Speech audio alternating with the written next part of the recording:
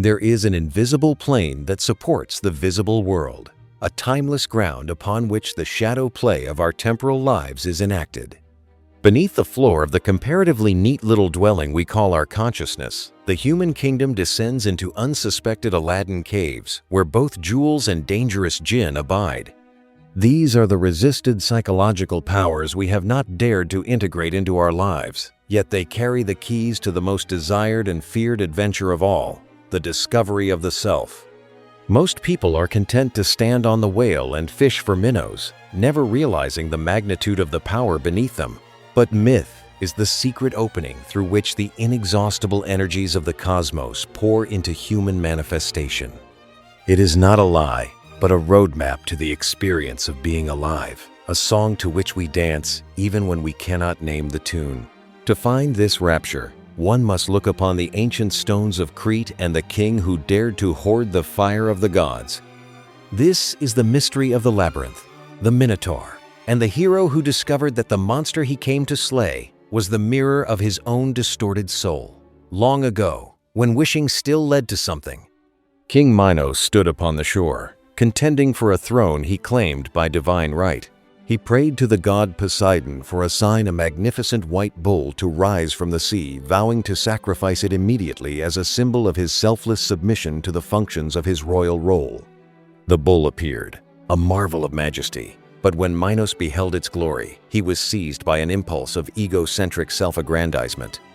He converted a public event into a personal gain, substituting an inferior beast upon the altar and adding the god's bull to his own herd. By this sacrilege, the king refused the rite of passage. He refused to die to his private character, to be reborn as the selfless vessel of the law. In that moment, the king became the dangerous tyrant Holdfast, the hoarder of the general benefit, the giant of self-achieved independence who is the world's messenger of disaster.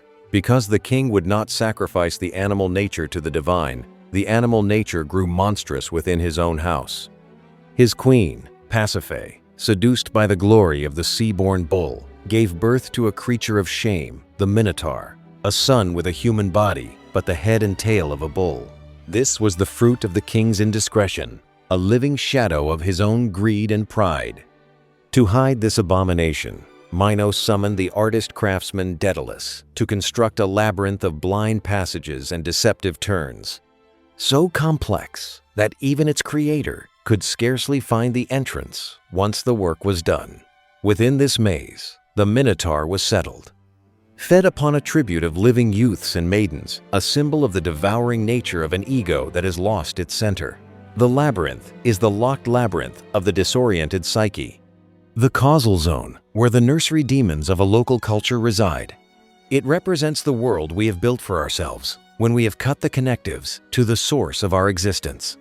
It is the wasteland of inauthentic lives, where people do as they are told and never do what they truly want. Into this darkness comes Theseus, the hero slayer, the symbol of the rising civilization and the arm of a new, living thing. He enters the maze not by force alone, but by the grace of Ariadne, the king's daughter, who provides him with a simple skein of linen thread. This thread is the hero path, the thin guiding line of destiny that allows the seeker to move through the perils of the unknown without a step to either side. By unwinding this flaxen cord, Theseus follows the thread of all who have gone before him, for the labyrinth is thoroughly known to the spirit that is ready. In the heart of the darkness, Theseus encounters the Minotaur, the bull demon of the labyrinth, who represents the wrathful, destructive, and maddening aspect of the same god who, when benign, is the vivifying principle of the world. To slay the Minotaur is to slay the ego that clamps the soul down, to disintegrate the dragon of thou shalt that prevents the spirit from moving out of its own nature like a wheel impelled from its own hub. The stroke of Theseus is the blow that liberates the land from the stagnation of inauthentic lives, shattering the configurations of a dead past to release the vital energies that feed the universe. We must recognize that Minos, Theseus, and the Minotaur are not separate beings, but different reflections of the one life energy that moves through the field of time. Minos represents the crystallization of the moment, the stubborn weight of the status quo that seeks to keep rather than to give. He is the one who remains fixated to the unexercised images of infancy, cleaving to the mother womb of his own power until his flowering world becomes a wasteland of dry stones. The Minotaur is the shadow presence that guards the passage, the monster that appears whenever we refuse to admit the carnivorous, lecherous fever which is the nature of the organic cell. When we refuse the call to adventure, the divinity itself becomes our terror. If one is oneself, one's own God, then the true will of God becomes a monster to be feared. Theseus is the hero who experiences the second birth, the one who has learned to recognize the radiance of one eternity through all things. He is the king's son who has come to know who he is, and therewith entered into the exercise of his proper power. His journey into the labyrinth is a transit into the sphere of rebirth, a descent into the dark place, where new energy is created. The disappearance into the maze corresponds to the passing of a worshipper into a temple, where he is to be quickened by the recollection that he is dust and ashes unless he identifies with the immortal. The hero dive through the jaws of the whale or the passages of the maze is a form of self-annihilation, a dying to the world of secondary effects to reach the causal zones of the psyche. The thread of Ariadne is the most precious symbol of this ancient truth, for it represents the continuity of the spirit that survives the shattering of all forms. It is the AUM of the universe, the sound of the energy of which all things are manifestations. 1570, 119 North 46. Ariadne is the goddess, the mistress of the world, the personification of the energy that gives birth to forms and nourishes them. Her thread is the link between the inner and outer worlds, the line that connects the seeker with the mystery of his own nature. By following the thread, the hero demonstrates that through all the contraries of phenomenality, the uncreate imperishable remains, and there is nothing to fear. When the Minotaur is slain, the labyrinth is no longer a place of dread, but a landscape of the soul. The hero emerges from the kingdom of dread, having won the ultimate boon, the expansion of consciousness and the realization of his own immanent divinity. He returns to the land of common day as a master of the two worlds, a vehicle of the terrible and wonderful law, able to represent eternity in time and perceive in time the light of eternity. This is the true end of the hero's adventure, not the aggrandizement of the self, but the wisdom and the power to serve others, to bring back the life-redeeming elixir to a world that has forgotten how to be truly alive. The lesson revealed in this fragment of ancient truth is that the world we inhabit is but a shadow play over a timeless ground. We are each the Indra of our own lives, building palaces of pride until the realization of the infinite reaches of time and space humbles the ego to the dust. The labyrinth is always before us, and the Minotaur is always within.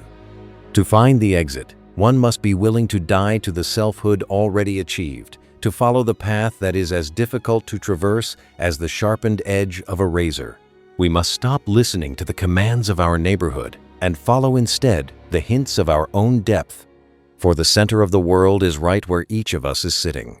The goal of the myth is to dispel the need for life ignorance by effecting a reconciliation of the individual consciousness with the universal will. It teaches us that the kingdom of God is within us, and that the walls of paradise are built of the coincidence of opposites, which we must transcend to behold the face of glory.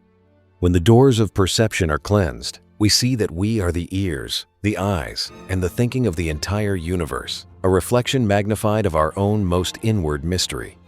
This is the experience of being alive that all myths seek to convey, the rapture of participating in a poem whose vocabulary consists of acts and adventures that connote the transcendent. Therefore, let the seeker set out upon the way, for what more is there to say?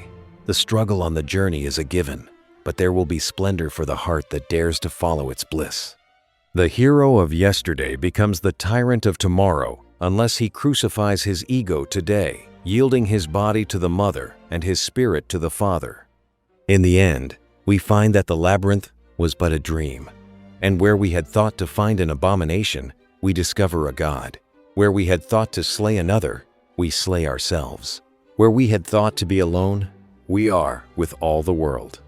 The jewel is in the lotus, the thread is in our hands, and the kingdom of the Father is spread upon the earth for all who have the eyes to see the radiance of the truth.